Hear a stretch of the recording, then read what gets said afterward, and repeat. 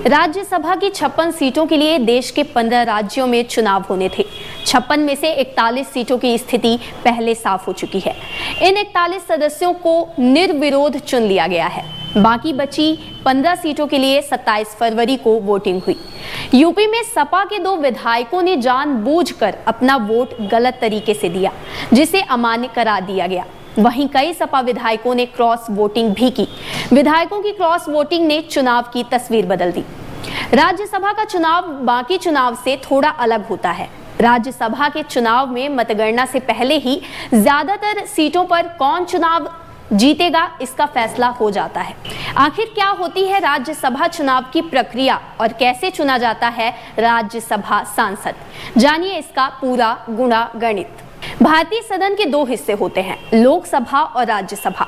कोई भी विधेयक इन दोनों सदनों से पास होकर राष्ट्रपति के पास जाता है और उनके हस्ताक्षर के बाद विधेयक कानून का रूप ले लेता है। राज्यसभा को उच्च सदन भी कहा जाता है। लोकसभा का चुनाव सामान्य परिस्थितियों में हर 5 साल में होता है, यानी लोकसभा के सदस्य सांसदों का कार्यकाल 5 साल के लिए होता है, जबकि राज्यसभा सांसदों का कार्यकाल 6 साल के लिए होता है। राज्यसभा के 1/3 सदस्यों का कार्यकाल हर दूसरे साल पूरा होता रहता है और उनकी जगह पर नया चुनाव होता है। अगर कोई राज्यसभा सदस्य इस्तीफा दे देता है या उसके साथ कोई अनहोनी या फिर उसकी मृत्यु हो जाती है और सदस्य अयोग्य घोषित हो जाता है, तो उसकी जगह उपचुनाव होता है। जब बीच में किसी सीट के लिए उपचुनाव होता है, तब दूसरी बार चुने गए सदस्य का कार्यकाल 6 साल न होकर उतने ही समय का होता है जितना समय पिछले सदस्य के कार्यकाल का बचा हो। लोकसभा विपरीत परिस्थितियों में बीच में भंग हो सकती है, जबकि राज्यसभा को स्थायी सदन माना जाता है और यह कभी भी भंग नहीं होती। राज्यसभा के चुनाव में जनता हिस्सा नहीं लेती है। इस चुनाव में जनता के चुने हुए विधायक हिस्सा लेते हैं। राज्यसभा में चुनाव खुली मतपत्र प्रणाली से होता है। हर दल का विधायक अपना मतपत्र पेटी में डालने से पहले दल के अधिकृत एजेंट को दिखाता है। अगर विधायक अधिकृत एजेंट के अलावा किसी और को मतपत्र दिखाता है तो उसका मत रिजेक्ट हो जाता है। साथ ही राज्यसभा में नोटा का उपयोग नहीं किया जा सकता। अनुच्छेद 80 की व्यवस्था के अनुसार राज्यसभा के सदस्यों का निर्वाचन राज्य विधानसभाओं के निर्वाचित सदस्यों द्वारा अनुपातिक प्रतिनिधित्व प्रणाली के तहत एकल संक्रमणीय मत के आधार पर होता है। एकल संक्रमणीय मत प्रणाली में वोटर केवल एक ही वोट देता है, लेकिन उम्मीदवारों को अपनी प्राथमिकता के आधार पर अरेंज करता है। वोटर का बैलेट पेपर बताता है कि उसकी पहली प्राथमिकता पर कौन सा उम्मीदवार है और दूसरे पर कौन और तीसरे पर कौन है।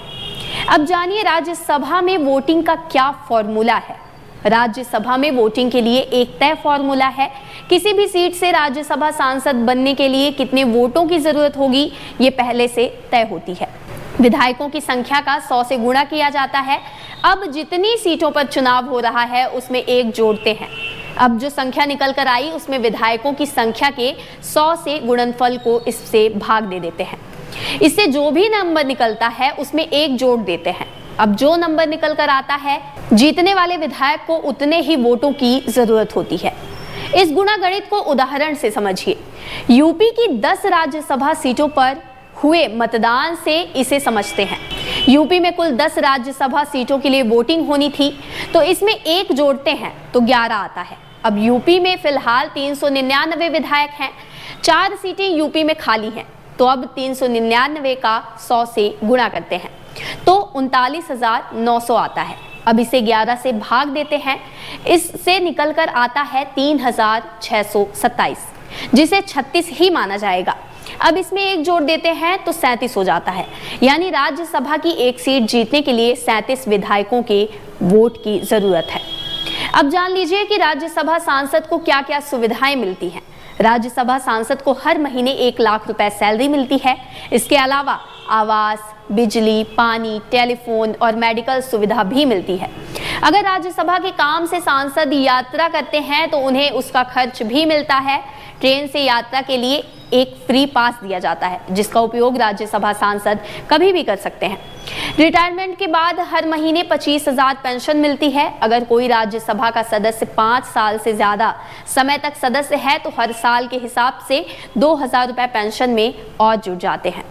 जैसे अगर कोई 6 साल के लिए सदस्य रहा तो उसका हर महीने 27,000 रुपए मिलेगा।